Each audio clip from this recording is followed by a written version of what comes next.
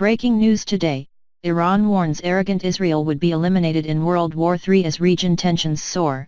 Iran has warned arrogant Israel that it will be eliminated in World War III and their hands are on the trigger and missiles are ready as tensions between the two nations continue to soar to an all-time high.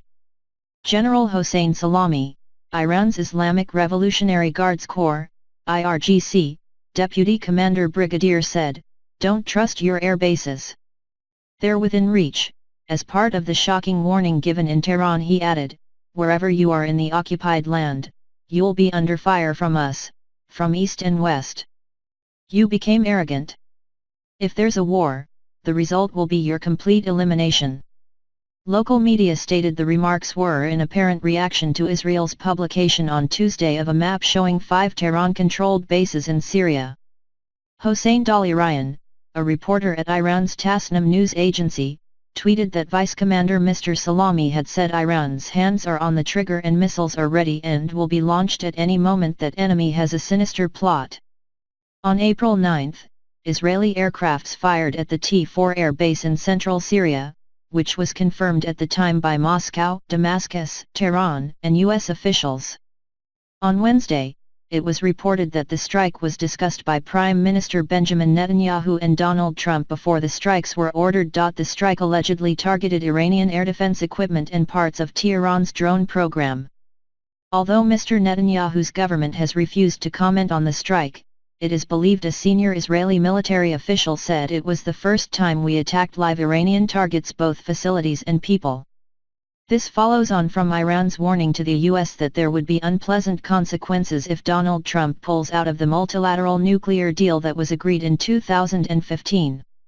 Iranian Foreign Minister Javad Zarif said, "Iran has many options if the United States leaves the nuclear deal." The response from Iran, and in fact from the international community, to the U.S. move would be very unpleasant for Americans.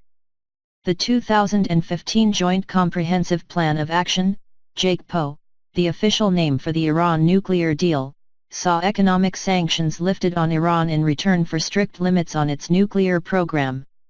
The agreement was signed by former U.S. President Barack Obama, but Mr. Trump has consistently called it a very bad deal.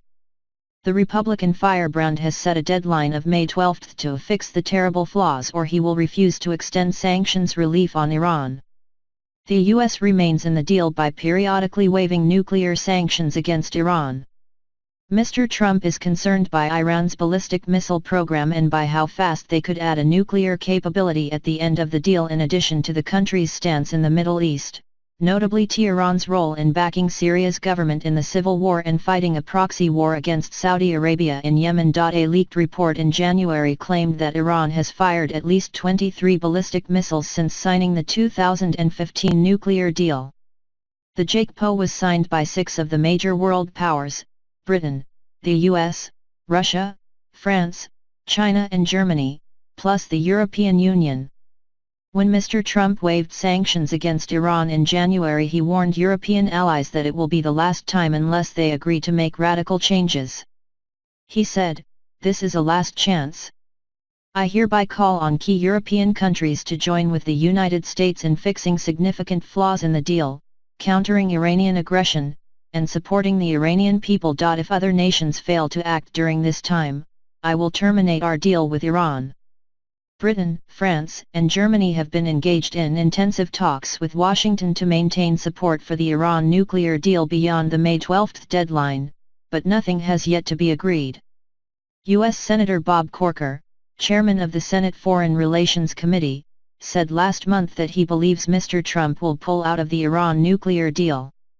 He said, "Right now it doesn't feel like it's going to be extended. I think the president likely will move away from it, unless our European counterparts really come together on a framework." Thanks for watch. Please share, like, comment this video and subscribe channel for latest news.